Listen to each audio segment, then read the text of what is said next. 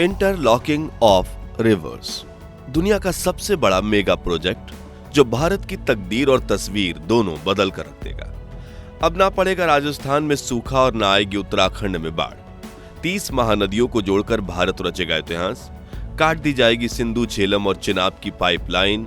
सूखे के डर से घुटनों पर आया पाकिस्तान। दोस्तों, अपने मॉडर्न वारफेयर में सर्जिकल स्ट्राइक और एयर स्ट्राइक की झलक देखी होगी, लेकिन अब भारत जिस शक्तिशाली हथियार का इस्तेमाल करने जा रहा है उसमें ना तो गोलियां चलेंगी ना खून बहेगा, मगर दुश्मन एक झटके में घुटनों पर आ जाएगा। और यह पावरफुल वेपन है वाटर यानी पानी, और इसका पहला वार होगा पाकिस्तान पर।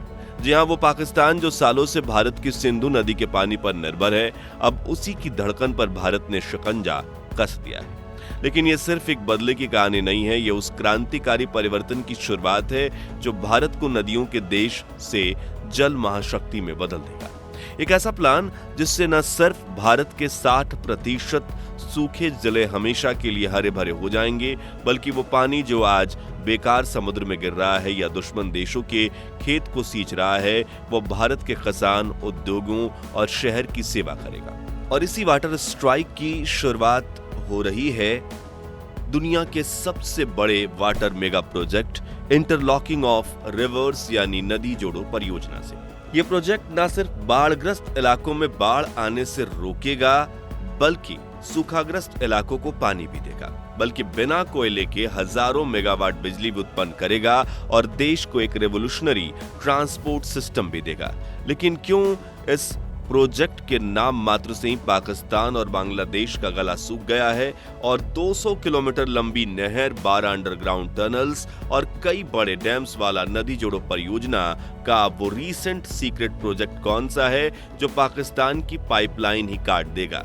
जानने से पहले अगर आपको भी हमारे देश भारत पर गर्व है तो वीडियो को लाइक करने के साथ साथ कमेंट बॉक्स में जय हिंद जरूर लिखिए।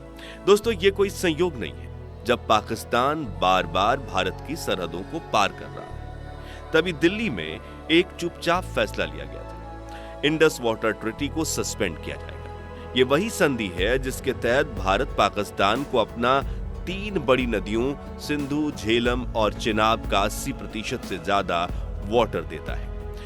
और आज पाकिस्तान की 90% खेती, सभी हाइड्रो पावर प्लांट्स और टेररिस्ट फंडिंग भी इन्हीं नदियों के भरोसे चलती है। इसलिए अब भारत इन तीनों नदियों को पाइपलाइन काटने वाला है। जैसे पाकिस्तान में सूखा पड़ जाएगा, वो कंगाल हो जाएगा और उसे एहसास होगा कि अपने जलदाता भारत में आतंकी हमले करवाकर उसने कितनी बड़ी गलती की है। लेकिन सवाल यह है कि क्या भारत के पास इतनी बड़ी तकनीक है? क्या भारत वाकई इन नदियों का रुख मोड़ सकता है? तो इसका जवाब है हाँ। और यह जवाब आता है भारत के उस सीक्रेट हथियार से जो अब गुप्त नहीं रहा, नदी जोड़ो परियोजना यानी इंटरलॉकिंग ऑफ रिवर्स। अब भारत अपनी ही नदियों को जोड़कर न सिर्फ देश के सूखे इलाके को पानी देगा, बल्कि पाकिस्तान जैसे दुश्मन देशों को पानी की आपूर्ति बंद कर देगा। लेकिन कैसे, चलिए जानते हैं। मित्रों, भारत अगर किसान का देश है तो वो नदियों का भी देश है।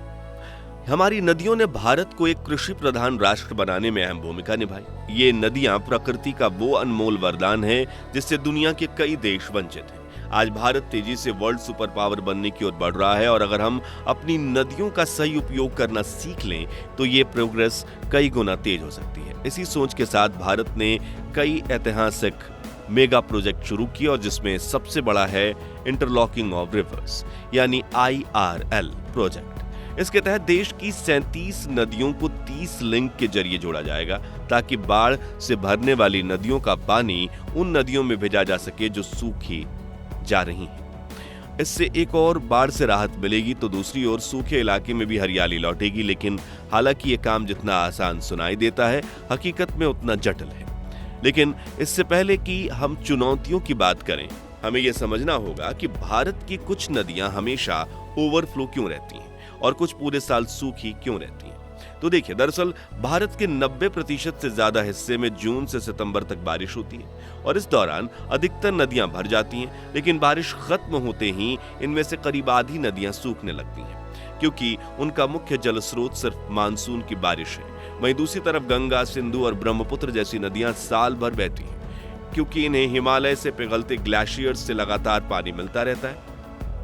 पर यहाँ पानी कई बार आफत भी बन जाता है। जब ग्लोबल वार्मिंग के कारण ज्यादा बर्फ पिघलती है, तब ये बादल जब बर्फ के फटते हैं, तब इन नदियों में करोड़ों लीटर पानी अचानक से बह निकलता है और आसपास के इलाकों में भयंकर बाढ़ ला देता है। सोचिए, अगर इस अतिरिक्त पानी को सूख रही नदियों में भेजा जा सके तो बाढ़ भी रुकेगी और सूखा भी नहीं रहेगा। इसी विजन के साथ शुरू हुआ है भारत का रिवर इंटरलॉकिंग प्रोजेक्ट, जो न सिर्फ नदियों को जोड़ेगा बल्कि देश भर में जल संतुलन बनाएगा।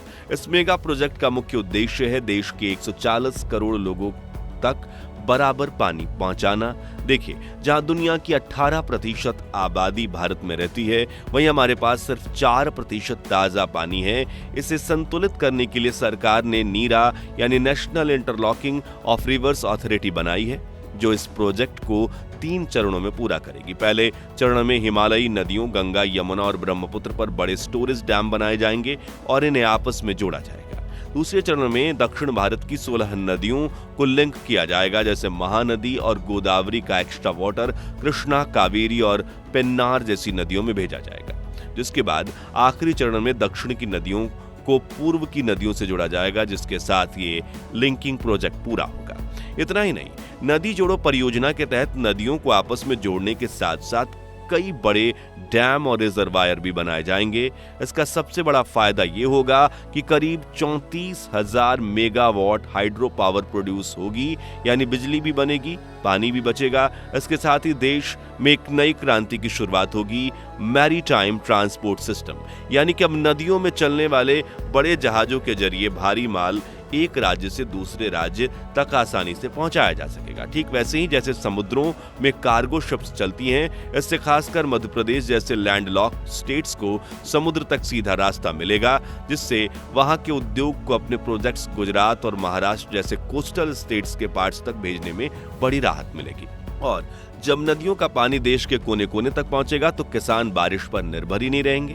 हर खेत में पानी पहुंचेगा और पूरे राज्य में, पूरे भारत में साल भर हरियाली बनी रहेगी। यही नहीं, इससे प्रदूषण और ग्लोबल वार्मिंग में भी कमी आएगी और राजस्थान जैसे सूखे राज्यों में पानी के बड़े बड़े स्टोरेज बन सकेंगे, जिससे रेगिस्तानी जमीन भी उपजाऊ हो सकती है। अब सवाल उठता है कि इस प्रोजेक्ट में कौन कौन सी नदियां जोड़ी जाएंगी। तो इसके तहत गंगा, यमुना, ब्रह्मपुत्र, महानदी, गोदावरी, कृष्णा, नर्मदा और साबरमती जैसी देश की 37 प्रमुख नदियों को 30 लिंक्स के जरिए एक दूसरे से जोड़ा जाएगा।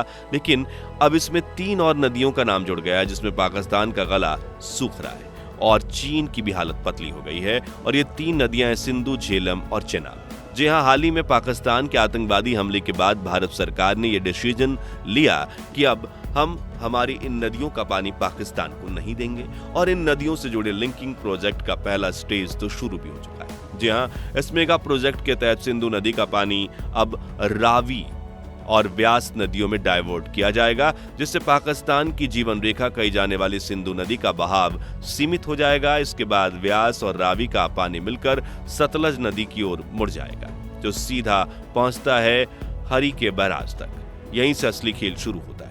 National interlocking of reverse authority यानी नीरा इस बैराज से 200 किलोमीटर लंबी एक मेगा नहर बना रही है, जिसके जरिए सिंधु नदी के पानी को राजस्थान की गंगा नहर और इंदिरा गांधी नहर से जोड़ा जाएगा। वहीं भारत के इंजीनियर्स इस नहर के साथ 12 अंडरग्राउंड सुरंगें भी बना रहे हैं, जो पानी को पंजाब, हरियाणा, राजस्थान, दिल्ली, हिमाचल और जम्मू कश्मीर जैसे राज्यों तक पानी पहुंचाएगा। यानी ये सिर्फ वाटर डिस्ट्रीब्यूशन नहीं बल्कि डायरेक्ट वाटर स्ट्राइक है, और वो भी बिना गोली चलाए। दोस्तों, इंटरलॉकिंग ऑफ रिवर्स पूर्व प्रधानमंत्री श्री अटल बिहारी वाजपेयी का सपना था, लेकिन उनकी सरकार गिरने के बाद यह सिर्फ फाइलों में ही सीमित रह गया। मगर फिर 2014 में जब मोदी सरकार बनी तो उन्होंने अटल जी के सपने को सच करने की दिशा में कदम बढ़ाया।